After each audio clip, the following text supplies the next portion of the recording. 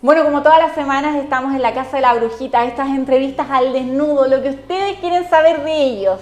Hoy estamos con un amigo, se puede decir, de la casa, que visita constantemente el canal, sobre todo a don Mario Barrientos. Hace rato que no lo visita, le voy a decir, pero lo tengo yo esta vez en mi programa, en el Entre Brujas, a don Antonio Yaxi. Bienvenido a la Casa de la Brujita. Muchísimas gracias, encantado de poder venir a conversar contigo hoy día. Bueno, como estamos en la Casa de la Brujita, voy a aprovechar, y hace mucho frío en estos días, de servirle un rico cafecito. Mire, sale, esto no es de utilería, sale el vapor para que la gente se dé cuenta del frío que hace. Aparte, estos días ha hecho un frío intenso. Don Antonio, en este programa nos gusta empezar por el principio, nos gusta conocer bien a nuestros invitados, porque con don Mario nos pasa mucho que hablamos diversos temas en el programa, pero falta ahí hincarle el diente al invitado, saber de su vida, de su familia, de cómo empezó en sus orígenes. Así que vamos a empezar por el principio. Encantado. ¿Cómo empieza? Usted fue, se puede decir, servidor público. Absolutamente, no cabe ninguna duda. Claro. ¿Cómo empieza este amor por el servicio público? Y para la gente que quizás no lo conoce, que lo está conociendo hoy, ¿cuál fue la profesión que tuvo por años? Bueno, yo soy oficial de ejército y partí con el sueño de ser militar en mi natal Punta Arenas, súper lejos, en el extremo sur de Chile. Ahí desde niño... Usted es de Punta Arenas, no de acá. No, de Punta Arenas, nacido y criado, y mal criado en Punta Arenas. Mal criado. Y siempre tuve mucha afinidad con la historia. Yo le dije, bueno, militar, historia, ¿tener alguna relación? No necesariamente, pero soy de la época en que en Chile había novelas históricas como Adiós al séptimo de línea, Los Úceres Trágicos, Los Hidalgos del Mar, y de a poco la atracción hacia la historia me fue llevando a querer ser militar. Y en esa época... ¿Y esto a qué edad empieza a despertar esta...? Yo diría que muy temprana edad, no más allá de los 12 años, porque ya a los 15 años entré a la escuela militar. Y en esa época se entraba muy joven, ahora se entra después de cuarto medio. Nosotros terminamos la enseñanza media en la escuela militar, así que a los 15 años ya tenía definida mi vida, lo que ahora parece muy extraño. Sí, es que ahora la juventud en realidad se ha alargado un poco. De hecho, la juventud se toma a los 20, 20 y algo, y los jóvenes aún no saben bien qué hacer con su vida. Así es. ¿Sí? Así es. ¿Qué le decía a la familia en ese entonces cuando usted decide, o había alguien de la familia que tenía que ver con el tema? Tenía un cuñado que era oficial de ejército. Mi abuelo materno había sido marino en la Armada Alemana de la Primera Guerra Mundial, hace muchísimos años antes, pero se vio en forma natural. Claro que significó, unido a otros factores, como que mis hermanas mayores se casaron, que mi padre se enfermó, que esa vida militar vino también con el cambio de vida para toda la familia. Nos fuimos de Punta Arenas y dejé mi tierra natal, a la que nunca volví a vivir. He vuelto muchas veces de visita, pero nunca... ¿La extraña de repente? Esos paisajes. La verdad que tengo una sustituta. ¿Ya? Rancagua, la sexta región. O sea que usted ya es un amante de la región. Sí, yo por supuesto que quiero mi ciudad natal, y para aquel que es de Punta Arenas jamás he dejado de amarla. Pero a la distancia, pasados los años, la sexta región fue mi lugar en que o el lugar donde me he sentido más cómodo después de tantos años de andar por diferentes partes de Chile y del mundo. Así que la sustituta llamada sexta región fue extraordinaria porque me sentí cobijado, me sentí igual de seguro que cuando era niño en mi ciudad natal. He generado grandes cantidades de amigos, de amistades, de contactos. Realizo muchas actividades a través de diferentes organizaciones de la región y por lo tanto en mi casa ya no lo es Punta Arenas como lo fue al principio. Bueno, de hecho mucha gente con la que yo converso, y me incluyo, no somos rancagüinos nacidos en esta ciudad. Sentimos que Rancagua tiene ese algo especial, como un imán que nos hace amarla y nos hace que no queramos abandonarla más. A mí me pasa mucho que yo venía de Santiago y sentía que había llegado a Codegua y en muchas partes me decían, pero en Codegua me decían, tú eres de Santiago. Y en Santiago me decían, pero tú te fuiste muy niña, así que tú eres de allá. Entonces yo me sentía que no era ni de acá ni de allá. En cambio, cuando llegué a Rancagua me sentí como en mi hogar por fin. Y eso le pasa a muchos. Sí, tiene un encanto especial que quizás la gente de Rancagua no se da cuenta. Está al lado de Santiago. 45 minutos no es nada hoy en día, con las carreteras que hay, con dos alternativas, la entrada sur, el acceso normal, está realmente al lado. Pero sigue teniendo ese gustillo a provincia que los que nacimos fuera de la capital o lejos de la capital nos hace sentirnos muy agradados. Acá la ciudad está inserta en el campo y como tal se nota en la cultura guasa, para qué decir, en el Champion, en las fiestas patrias, en el entorno de la ciudad cada vez que uno sale.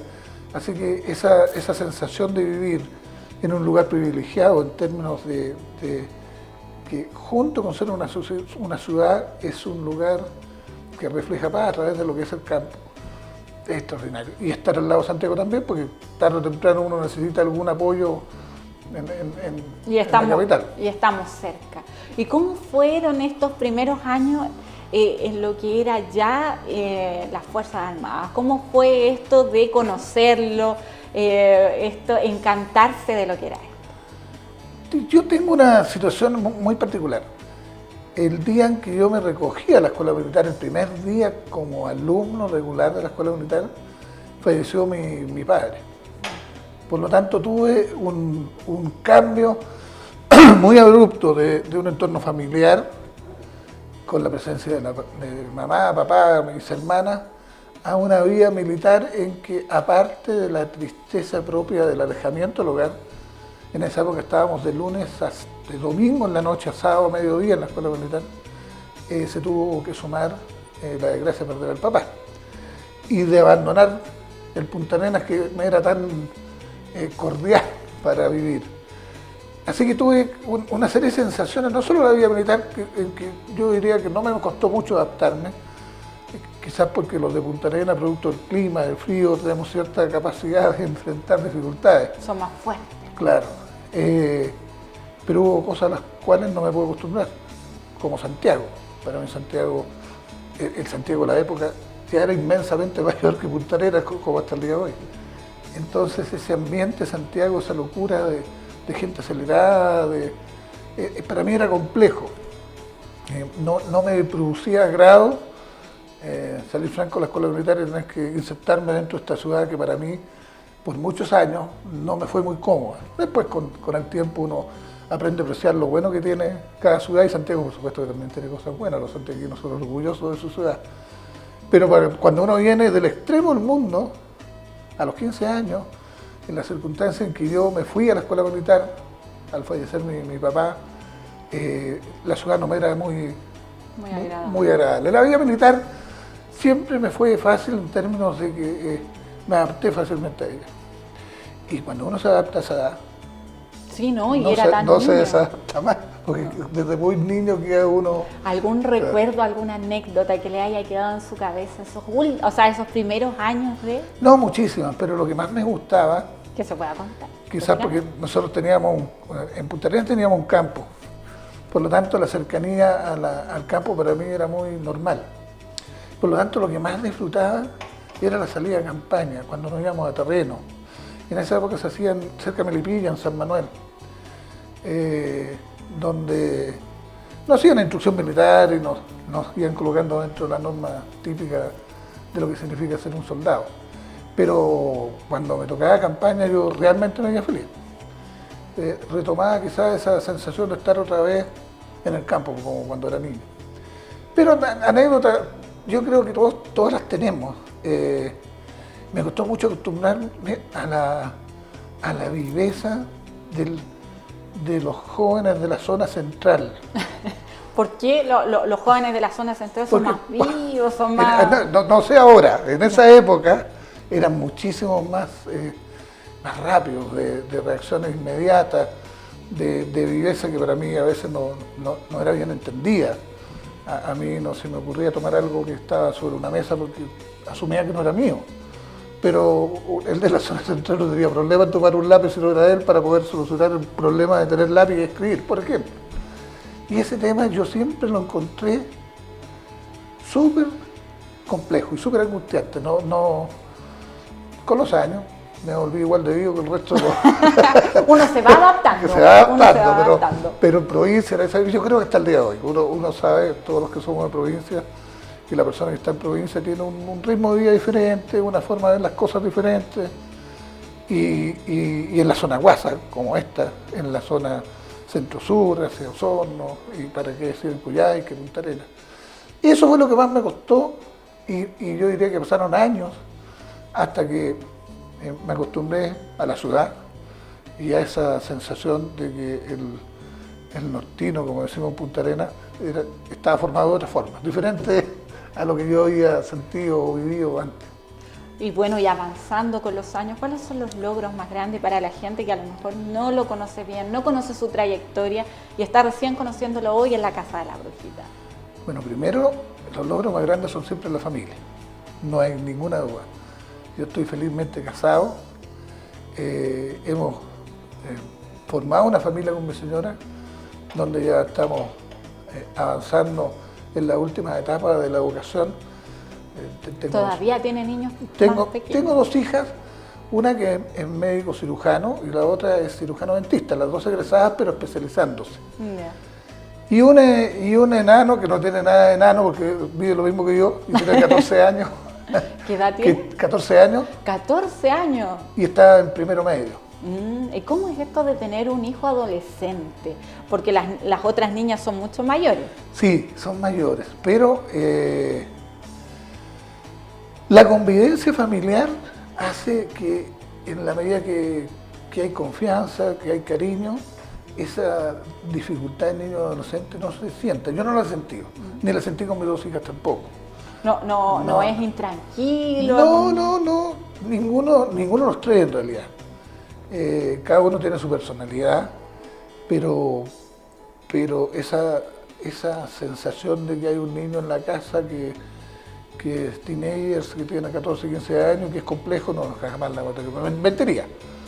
Ahora quizás le va a pasar a los 15 o a los 16, pero hasta el momento no. Y no pasó con sus hermanas tampoco. Son niños tranquilos. Sí, para la media, absolutamente sí. No, y sí, para sí. esta generación que está totalmente distinta. ¿Y qué otros logros quizás más profesionales tenemos? Bueno, hay muchos logros profesionales que con el tiempo van adquiriendo una importancia relativa. Son importantes en el momento que uno los cumple. Cuando ya pasan, son parte de un buen recuerdo.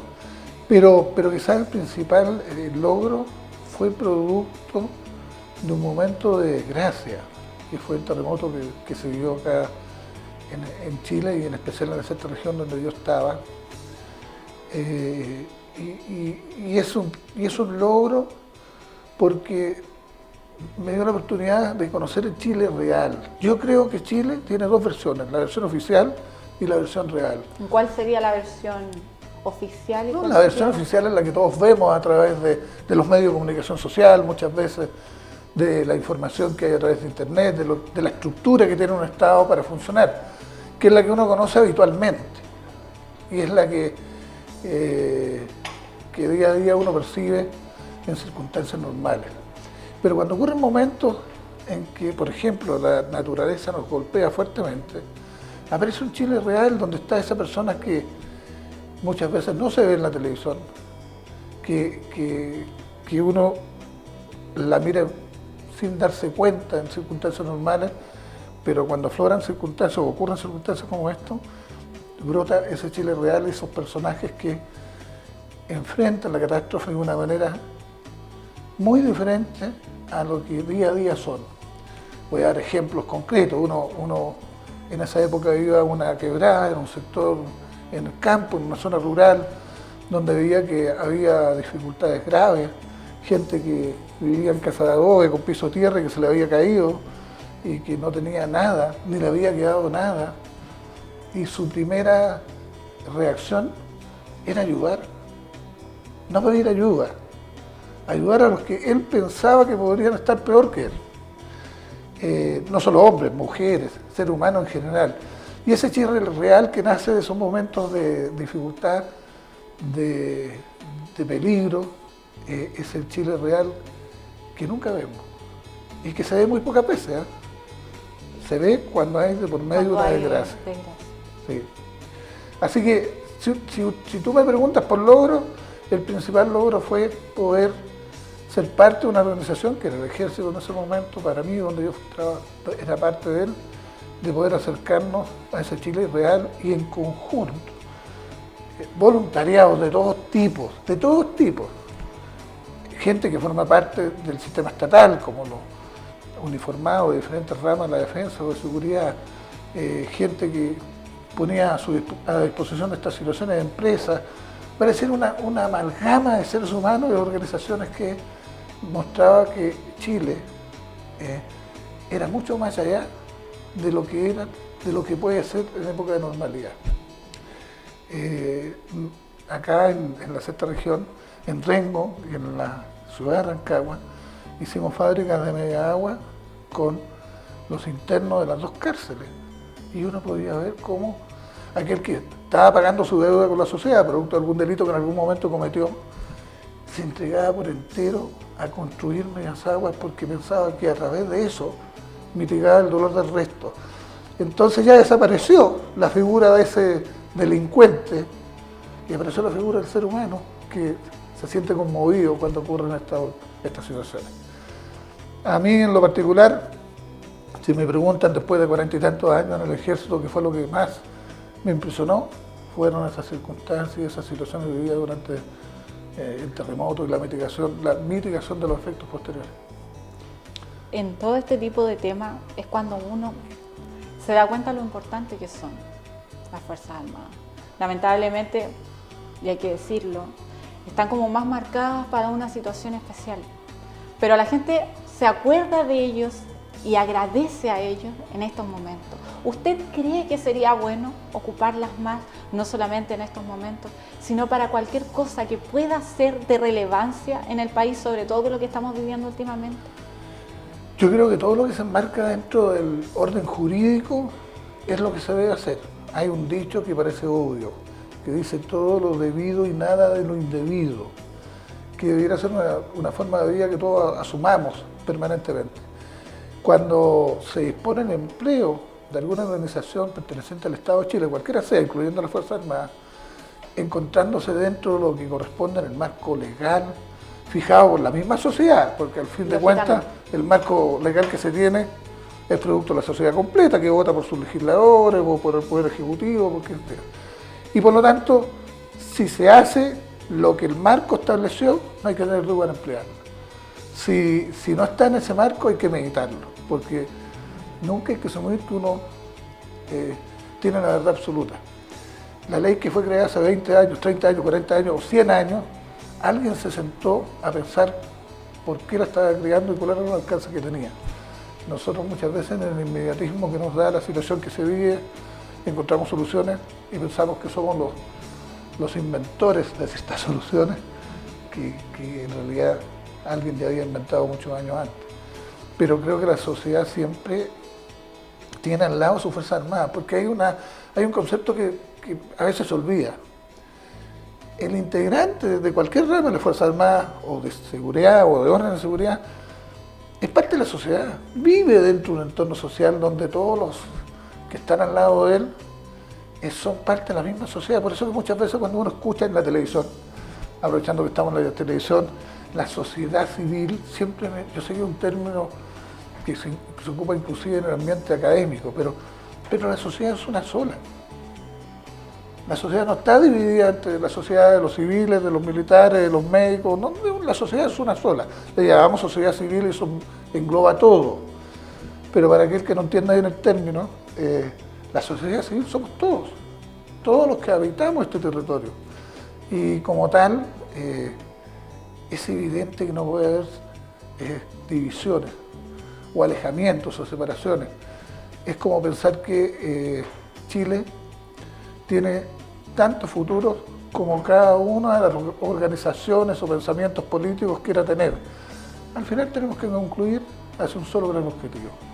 Y ese objetivo es que ojalá nuestros hijos o los hijos de nuestros hijos tengan un Chile mejor, con mayor oportunidades, con un mayor grado de bienestar, ojalá con menos problemas que lo que se ha tenido a lo largo de la historia, lo cual es parte de la humanidad. Así que sí, yo creo que las Fuerzas Armadas deben actuar cada vez que son requeridas de acuerdo a los ordenamientos jurídicos que existen, no tengo duda. Antonio, ya nos queda poco tiempo, nos están avisando, pero no me quiero ir sin antes hablar algo que hablamos tras la cámara y hace un tiempo cuando lo invité, que es un tema muy importante y que la gente lo conoce, pero quizás no sabe cómo ser parte de él o cómo ayudarlo, que es lo que tienen ustedes como Caballeros O'Higginianos. Es un movimiento realmente importante para nuestra región. Yo le agradezco un montón que sea parte de este y siendo no rancagüino, empezó a amar la ciudad, empezó a amar a O'Higgins y empezó a formar de este punto y mostrándole a la gente lo importante que era. ¿Cómo es este tema? Cuéntele a la gente que nos está mirando y que quizás no lo conoce. Bueno, hay un instituto o'higginiano de Rancagua, formado por Caballeros O'Higginianos, que es el título que nos damos los que lo integramos, que tiene ya más de 75 años de vida. Tenemos un gran objetivo, tratar de transmitir a las generaciones actuales los valores o'higginianos en su contexto global, nacido en una época de independencia, cuando se creó este país. Y tratamos de transmitir a estas generaciones nuevas cuáles eran los valores cívicos de O'Higgins, que se reflejaron en la estructura que él dio al Estado de Chile en su inicio, cuáles fueron sus valores humanos, su visión como estadista, su visión como agricultor, su visión como hijo, como padre, con todas las facetas que tenía, de tal forma que de alguna forma vayamos colocando, valga la redundancia, o introduciendo en las mentes y corazones, porque no solo conocimiento, también hay sentimiento detrás, de que Chile siempre tiene esperanza de ser aún mejor de lo que es, si se tiene en cuenta su pasado, su historia y los valores que nos dieron vida. Este Chile es el mismo que 1810 o 1818. Nuestros padres fundadores, nuestros padres de la patria le dieron una forma y una estructura, incluyendo valores que si los perdemos nos implica perder identidad. Y al perder identidad perdemos nuestras raíces, perdemos nuestras costumbres y perdemos nuestra historia. Pero lo que es aún peor, al no tener conciencia de nuestro pasado y no conocerlo, corremos el riesgo de repetir algunos errores que hacia atrás podamos haber cometido. La figura de O'Higgins es extraordinaria. Claro, me van a decir que yo soy o'higginiano como tal, lo ensalzo en demasía, pero la figura de O'Higgins es la figura de un patriota. No hay nadie que se le iguale en términos de lo que fue capaz de hacer y de representar. Si de cada 10 estudiantes uno entiende eso, el 10% de los jóvenes va a llegar algún día a la edad adulta manteniendo en el recuerdo a ciertos valores que O'Higgins se entregó. ¿Y cómo lo puede hacer alguien si quiere ser parte de los Caballeros O'Higginianos o ayudar a este Bueno, nosotros tenemos página web donde lo pueden ubicar perfectamente. Por favor, aprovechela. Pero además tenemos una oficina en la Casa de la Cultura, en la calle Millán, en la esa antigua y hermosísima casa muy bien restaurada, que fue el cuartel general de Osorio en la batalla de Rancagua. Ahí tenemos una oficina y ahí se pueden acercar. Nosotros somos muy activos, publicamos todos los años un libro, semanalmente sacamos artículos. Les doy solo un dato: nosotros de Arica a Punta Arenas hemos podido publicar artículos en 25 medios de comunicación, en diarios, así que permanentemente estamos dando información sobre lo que es O'Higgins. Y ahí recibimos a todo aquel que quiera acercarse a nosotros y compartir esa única misión: transmitir los valores que tenía O'Higgins a las nuevas generaciones. Casa de la Cultura, en Millán. Muchas gracias. Le agradezco un montón que haya asistido acá a la Casa de la Brujita, se haya tomado el tiempo de estar con nosotros y conversar no solamente de lo que... esto es literal, es la Casa de la Brujita y es todas las cosas que a uno le gustaría en el living de la casa, conversar con un amigo, tomándose un café, comiéndonos unas galletitas que no son de utilería, son de verdad. Son de verdad, es verdad. Son de verdad. Es verdad. Así que muchas gracias, le agradezco que me haya acompañado acá en esta entrevista. Pero encantado, muchísimas gracias a ti un saludo a tus televidentes, a esta querida Rancagua, que mantengamos el espíritu rancagüino a lo largo del tiempo.